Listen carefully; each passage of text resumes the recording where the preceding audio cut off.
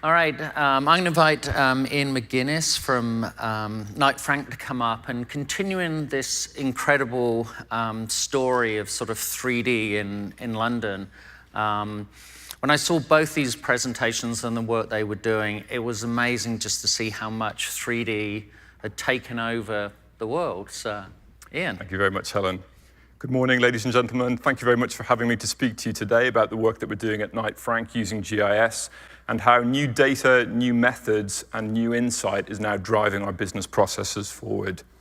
So just a little bit about Knight Frank. As a company, we are global. We were founded in 1896. Our headquarters is now on Baker Street in London, but we have a network of 12,000 employees distributed around 55 countries. In the US, you may know us as Newmark Knight Frank, and we also operate a strategic partnership with Douglas Elliman, which focuses on the New York market.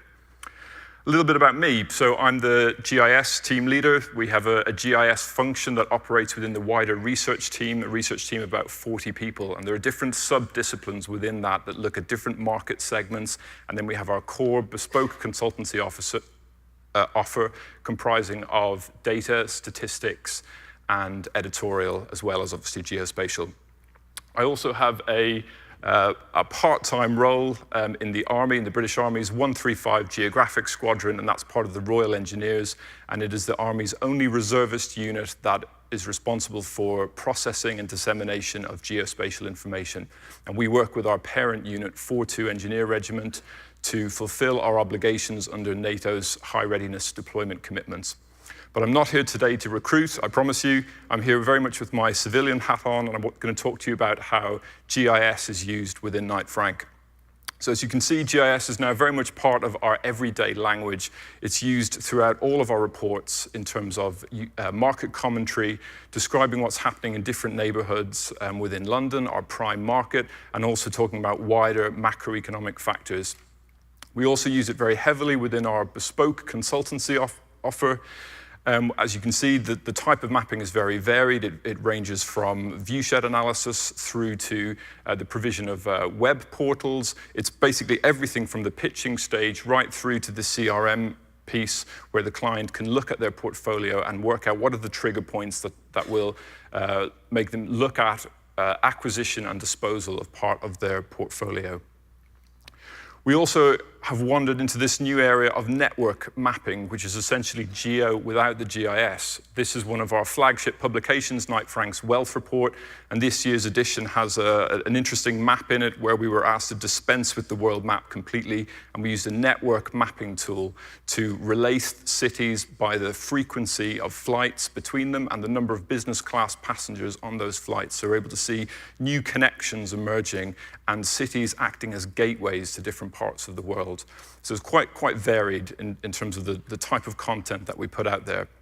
As you can imagine, on the real estate side, we're also very much focused on the traditional site selection and site discovery activities. And this has been really transformed by the availability of data.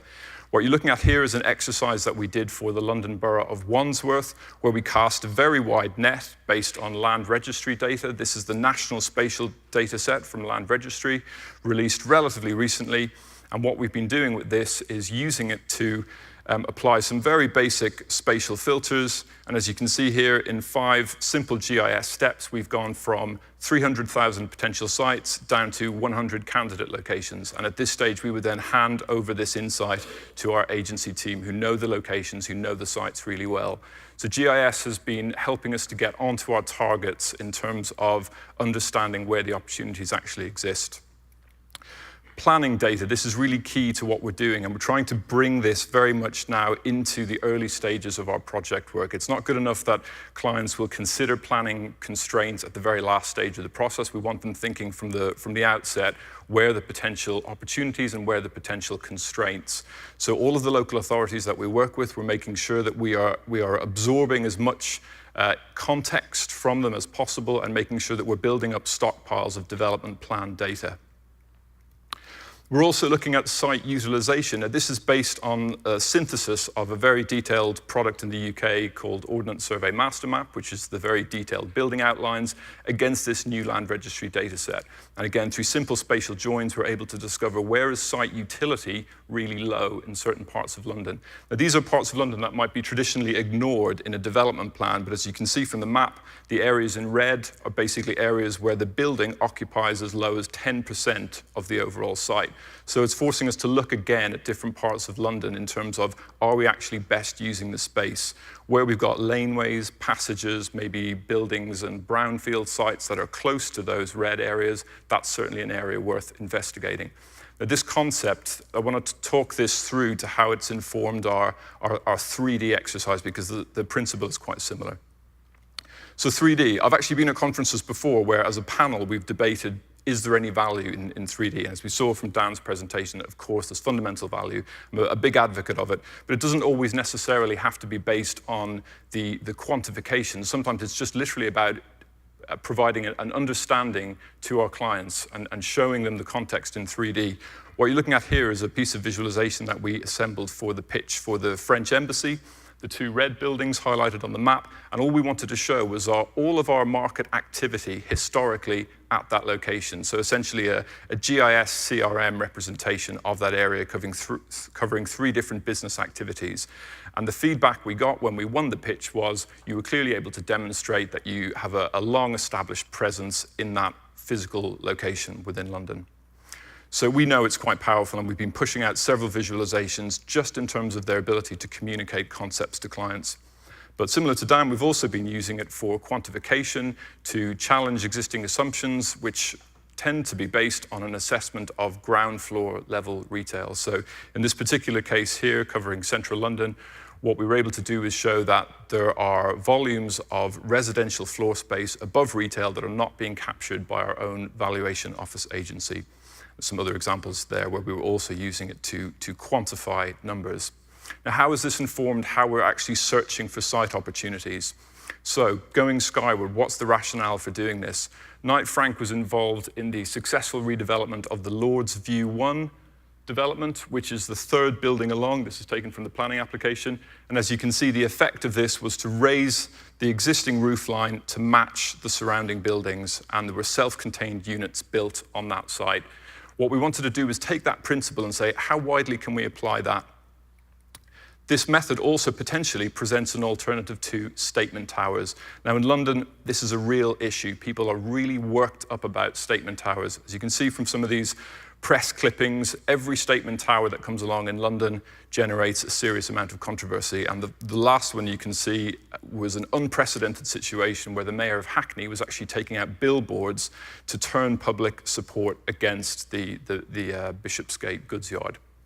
So as a company, obviously Knight Frank is agnostic about the development of towers, but we do want to look at an alternative as part of this modeling. And we think that the geospatial analysis potentially has the ability to influence how policy is put together on this. A timeline as well, also just showing you about how the availability of data has actually driven some of these processes. So you can see this data has been available since March 2014. We did a little bit of assessment with it initially when it came out, but only quite recently have major drivers been coming online that have effectively forced us to look at it again and to really get inside this data and see what it's actually telling us.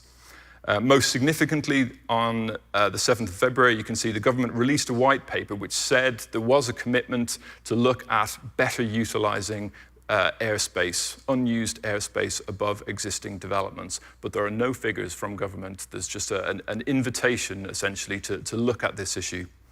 And even last week, the Times covered a report released by CPRE, which again talked about how airspace development in London could actually potentially take away from detrimental development on Greenbelt outside of London.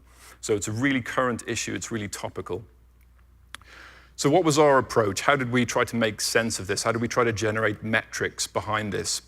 Our approach was that we would systematically make an assessment of all of this opportunity right out to the edges of Zone 2. We were very clear that we wanted to use public sector data sources. There are lots of really great 3D data sets out there, but the reason why we wanted to pursue public data was so that this could be replicated within the public sector. That's a really key principle of this. We used MasterMap, which I've already mentioned. We used AddressBase, which is a detailed gazetteer used for cross-referencing.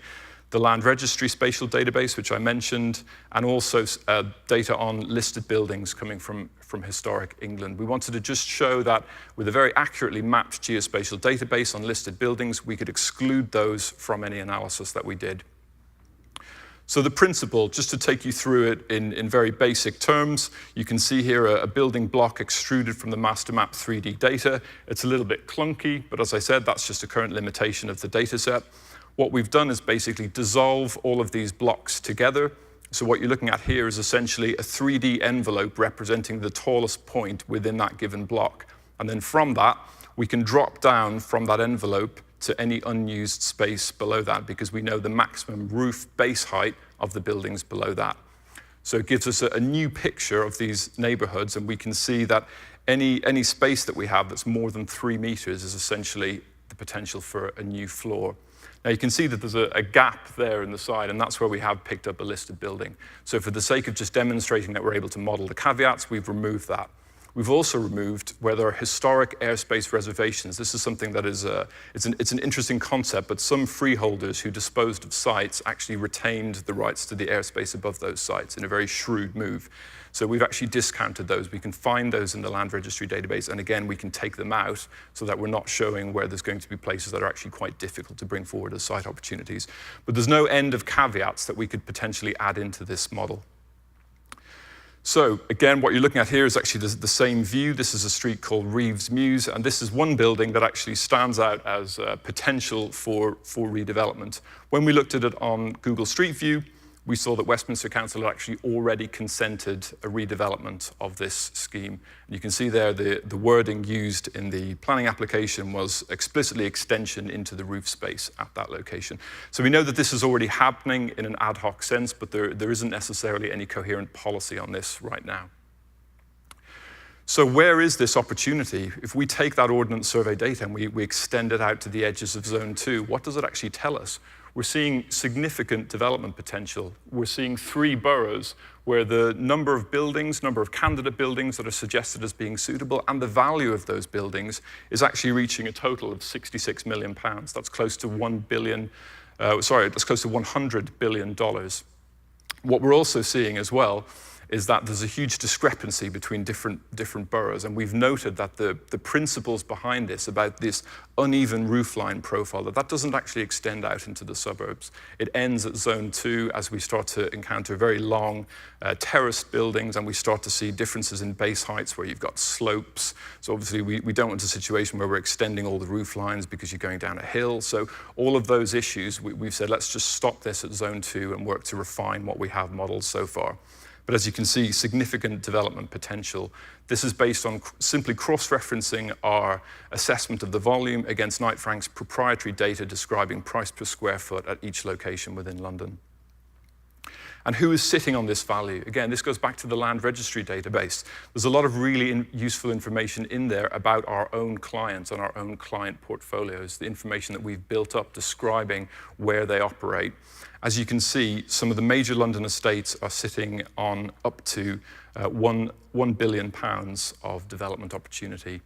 So we already understand their sites. We know how they like to operate. We're in a position right now where we've cross-referenced these opportunities to Ordnance Survey Address Base, where we can literally go to them and say, we think of these 50 sites, these 3 are going to make a considerable amount of money. And what does this look like holistically? So we've taken the model. This is looking at all of the modeled airspace across the city of Westminster. I just want to give you a feel for what this is actually telling us. So this is 13.5 million square foot of Skyward development potential. That does not change London's roofline, and that is absolutely key when you think back to those press articles. What that looks like, essentially, if we were to translate it into statement towers, 3 Burj Khalifa towers put down at various inconvenient locations in central London.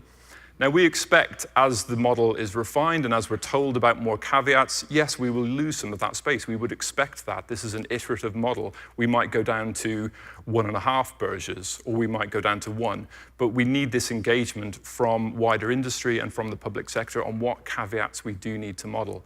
We know from the previous exercises we did that I showed you at the start on how we use the land registry data that we're not going to deplete the stock completely. We won't end up in a zero situation. It's a case of where are the opportunities, how do we define them, how do we make sure we have captured the range of caveats that we need to talk about. So our key findings, and as I said, this very much relates to this first iteration of the model. We know that we can find 13 million square foot of unused airspace within the existing street block envelopes. When we look at the GLA's population projections, when we look at London's housing requirements, this is actually enough by the GLA's own density guidelines to actually cater for the increase in population going to 2021. So that's significant. Again, that will change as the model evolves, but this is where we stand right now, and there is currently no other assessment that actually puts forward figures of airspace, volume, population, and value, crucially, because the value is what will drive the market activity that actually delivers this. Where we're talking about issues with the structure of a building, is the building physically safe to add additional stories onto? Well, frankly, if the value of what's above it is high enough, you could actually justify the demolition and you could start again, obviously if it wasn't a building of architectural interest. But these are the type of market factors that we're trying to capture. Data sources, as I mentioned, this is a really, really key issue, and this is a reason why I think we need to have this debate at this point.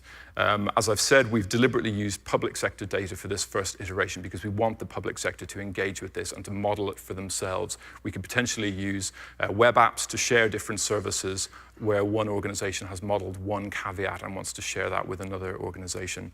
Esri intends to release 3D data as a service. This is crucial. All of the data sources that I've described, they were transformative. As soon as they were released, our whole business activity had to change to accommodate what that data set was telling us. And that will be the same when 3D data as a service arrives, because all consultancies will be able to do this type of analysis. So I think it's implicit that the public sector and the private sector need to actually start having a discussion together now at this stage on how to actually best harness this information.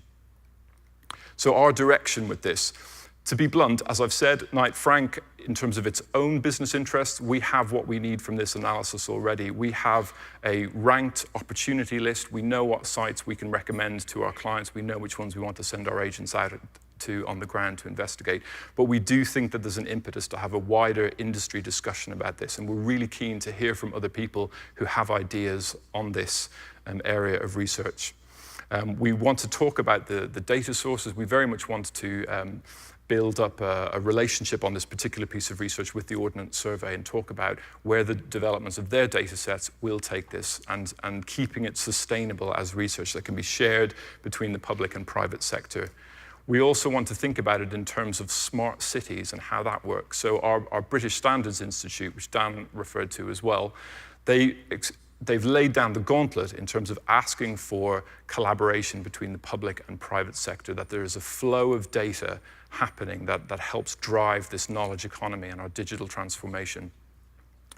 And we want to make sure that we have a strong and coherent set of principles on this that stand up to scrutiny the more that we evolve them.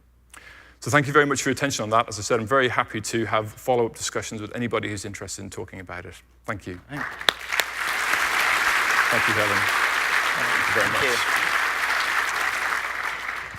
So one of the things I think is really important in this discussion in digital transformation, and this is all about analytics and 3D, is the willingness of Knight Frank to share its knowledge and expertise with the public sector and deliver good out of economic opportunity. You're involved in a lot of work at the GIS technical level. What advice do you have to the audience about going and engaging with the public sector? Well, I've seen firsthand, working in the public sector previously, how there's a perception that consultants will want to lock away the work that they're doing. They don't want to share it. They want to sometimes engineer situations where a completed project will have raw data associated with it that the client needs to actually buy access to at a later point in time. I've actually seen that situation firsthand. So I'm acutely aware that as a consultancy, we need to be seen to be actively engaging and sharing. It's what we all do in Geo. It's the very principle under which the GIS industry actually works. Yeah, so we're through Esri UK and others producing these 3D data sets.